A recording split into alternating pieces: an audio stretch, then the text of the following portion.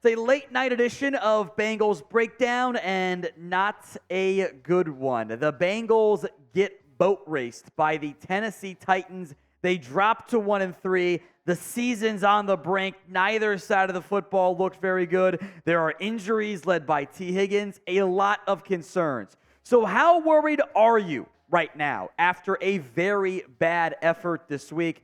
That also blew up my parlay. Scale it from 1 to 10. 1 on the low end, 10 on the high end. It should be a high number. 1-3 is not easy to make the playoffs from. Go vote in the comment section right now.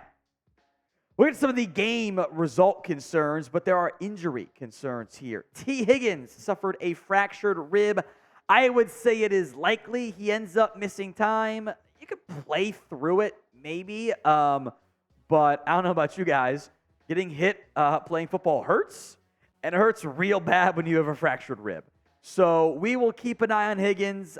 I don't think he's going to play, week 5. Hopefully he's back soon. But what has been a pretty rough start to a contract year continues for T.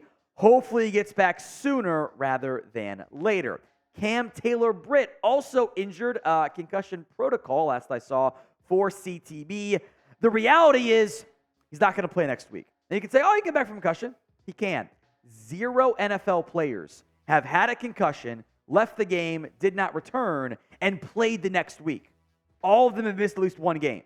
Maybe CTB's the exception, but he'll be in the protocol. I doubt he's able to go this week. We will have more info for you on those injuries and more throughout the week, so make sure you guys are subscribed. YouTube.com/Bengals TV. Free Bengals videos all throughout the season, plus some live watch parties right here. All right, takeaway number 1. Guys, the offense is bad. There's no way around it. There are reasons Burrow's not healthy, namely, but this offense is bad. These numbers suck. I am sorry. You're averaging 4.1 yards per play. That's near the bottom in the NFL. Joe Burrow, again, sacks are included here.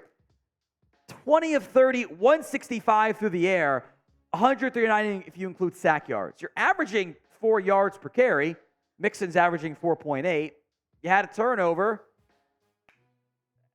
I mean, this is Achilles Smith shit. This is Scott Mitchell throwing left-handed passes stuff.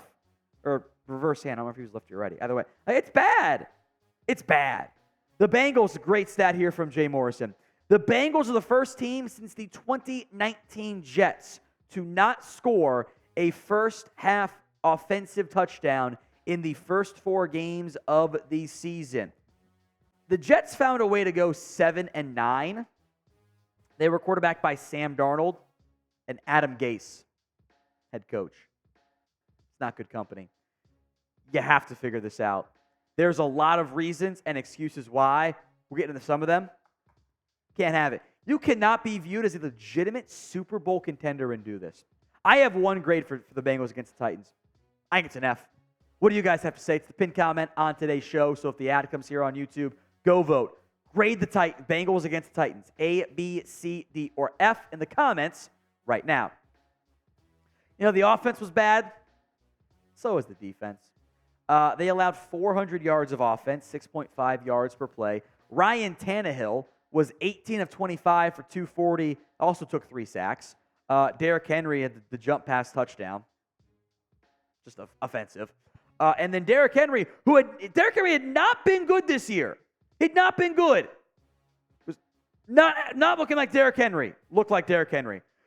22 carries, 122 yards, and a score. Nick Westbrook-Akina went 5 for 51 and a score on you. Chris Moore had a 44-yard catch. Nuke Hopkins looked like the old Nuke Hopkins. The defense was terrible. The defense has to carry you. It's not fair. That is the reality of Joe Burrow playing on one leg right now. You're a little bit unlucky that Tannehill fumbled twice and Chris Moore fumbled once and the Titans didn't lose any fumbles. Or they did lose one, actually. Sorry, Jalen Davis did recover one, my bad. But you can't have all these opportunities and not come out with good results. And yeah, You picked off Ryan Tannehill once late. Okay. Jalen Davis had the fumble recovery, whatever. Like, you had the one turn takeaway, Dak. So good job. This is not going to work. This is concerning for a 1-3 Bengals team. Now, today's show is made possible by BetUS. Head over to chatsports.com/bet and use promo code NFLDaily for a 125% deposit bonus. I will not lie to you guys. I had the Bengals in a parlay today. I had a 16 parlay. They're the one who blew it. That hurts me. But I have plenty of leftover deposit money because I got that 125% deposit bonus. You get yours as well. Chatsports.com/bet, promo code NFLDaily.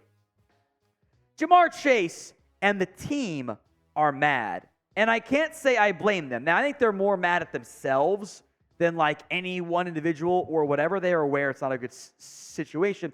But Jamar Chase was asked, are you open? Are you still the spark? Or were you covered? He says, nah, I'm open. I'm always effing open. Excuse my profanity. I'm sorry. I had 2 good runs in the first quarter. I thought it was going to help us. Maybe I got to get to the end zone to get that spark. They did the same thing the whole game. They blitzed on 2nd and 3rd down. Jamar's numbers are fine. 7 for 73. He's getting involved, but, the passing offense behind has been pretty bad. But that last part he's right on.